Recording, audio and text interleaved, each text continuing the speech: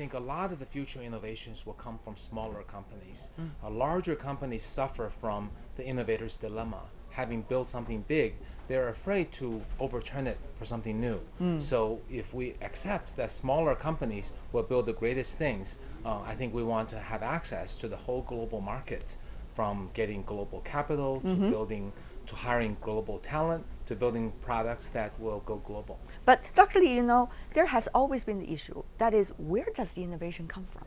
Does it come from smaller companies, as you said, in China, or does it come from some very well-established entities? How does that work in China? Well, there's going to be both. I think if we look at Tencent, their product WeChat is very Is that innovative. politically correct answer? Well, it is. That I think we admire Tencent for what they have done. Right.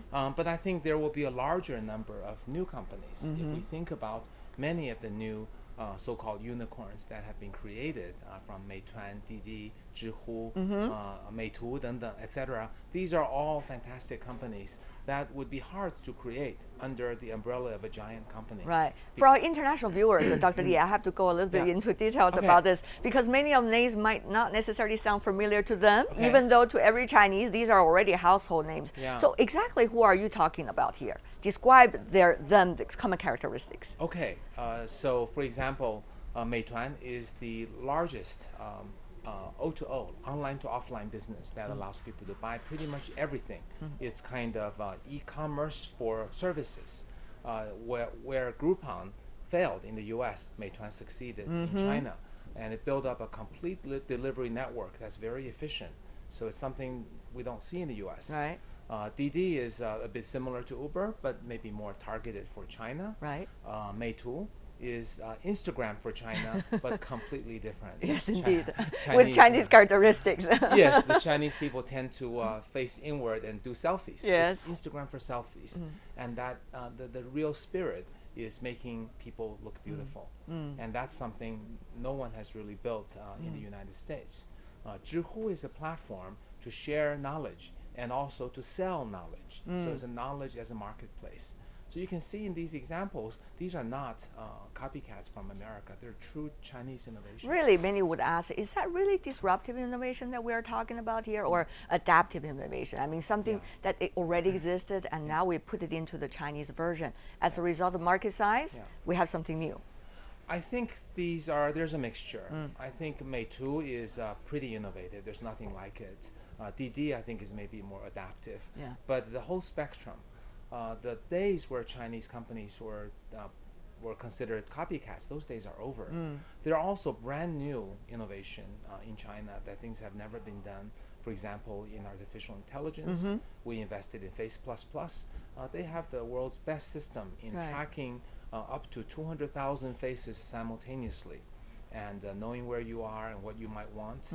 Scientific research is necessarily linked to these kinds of adaptive innovation that we are talking about here. In China, is there a smooth channel that you can identify? I think China's universities are still improving. So we get a lot of talent from the universities who have a lot of ideas and become good entrepreneurs. The Chinese professors have not transferred as much technology as the American professors. But to us, in a globalized world, it doesn't matter to us, right? If any one of the startup companies use a technology from Stanford, CMU, Tsinghua, or Beijing University, we're equally happy. And we want to create that strong connection that makes this possible. But what exactly is the success rate? I mean, this is important, isn't it? At a time when innovation is being emphasized in China a lot over the past few years, you see a lot of young people having this huge enthusiasm. But how much really hope there is for these young entrepreneurs to be successful? And are policies really catching up with people's desire to be entrepreneurs and people's demands for change?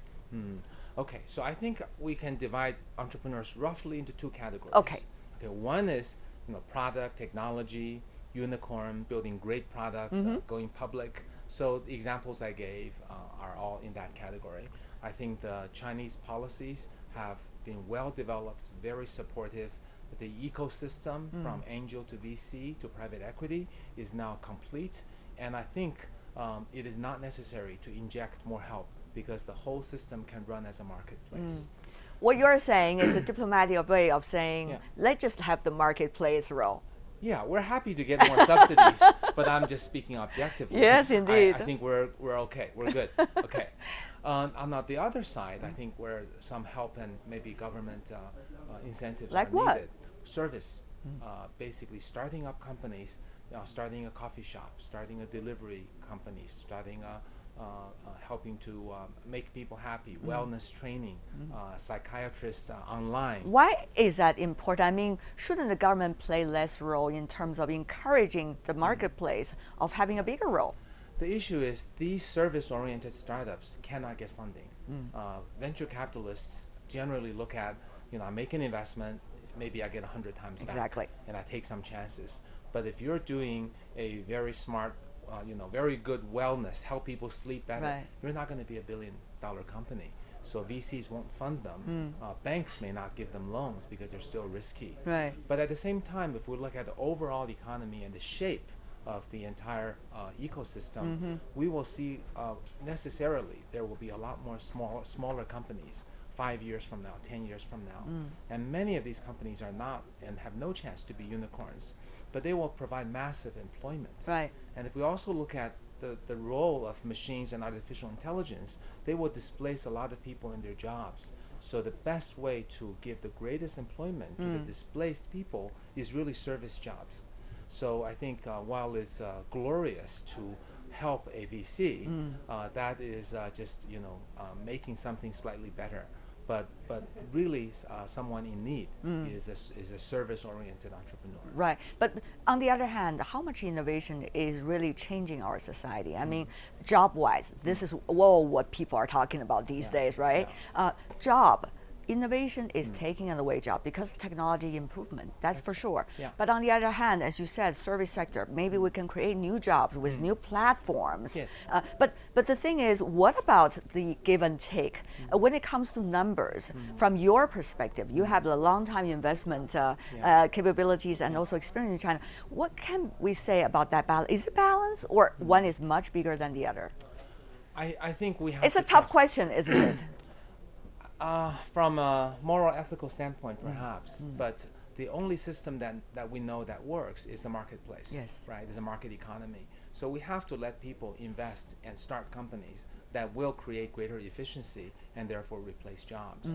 And as a corollary, we will then need to separately, probably with government help, figure out how the displaced people can re-educate themselves, get retrained, and then maybe start a little Taobao store, maybe start a little service company. So I think the idea of 这个大众创业, let everybody be an entrepreneur, needs to be interpreted with both directions in mind. That innovation will go into the first category. We, of course, will need to encourage that, but largely we have a marketplace that may be less innovative, but broadly employing many more people, the second service category, now's the time to take a look at that too. And my final question related to some of the big names in China, like Alibaba, like Tencent, you mentioned earlier, Dr. Li. Many are suggesting that these are the companies that are really moving to the world stage. Look at Alibaba, extremely impressive. Look at Tencent, their capability of innovation, extremely impressive. But the thing is, how are they necessarily going to compete internationally? Or Chinese market already beautifully for them, over there, satisfied. What do you think is their intention? Where are we going from here? For any Chinese company, large or small, I think there's always an issue of opportunity cost. That is, if I'm going to take 10 of my smartest engineers and make them go after US or India market, am I going to make more money by instead doing a new product line or feature domestically? And for most of the companies, they will go domestic because the going abroad internationally, there's a cost.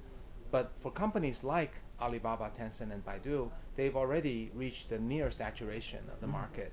So the responsible thing for shareholders to do is to go global. And it's very difficult to go global, just like many American companies had a hard time in China. These companies will face challenges. But I feel Alibaba and Tencent, as two examples, are very smart. They're doing investments abroad. Yeah. They're investing in local entrepreneurs, like local American entrepreneurs. Right. Like Mr. Ma, Jack Ma claimed earlier when he was talking to Mr. Trump. Right, the million jobs that he will create. I think participating and supporting the localized people in the respective countries, and also not presuming take my product, change it to English, and it will win the American market. I think both of these companies have been very smart in not falling into that trap, which many American companies fell into and therefore did not succeed in China. Dr. Li, you have been intensively involved in China's innovation, particularly innovation vis-a-vis entrepreneurship. Yeah. Some even call you a spiritual leader in that regard. So briefly, help us to wrap up here. How do you see the evolvement of Chinese innovation? And in the near future, let's just say 2020, where do you think China will be? I think many of the past measures have really worked out. I think from the market product side, we've gone from copycat to iterative innovation, yes, to now new technology innovation, like the face recognition company I mentioned, and there will be more. And artificial intelligence, of course. In artificial intelligence, China has a lot of smart math students, and they can be great AI engineers, and we're helping to train them. And also the capital system has been very, very well developed. So I think we're very poised for whether it's a small company or large company to go international.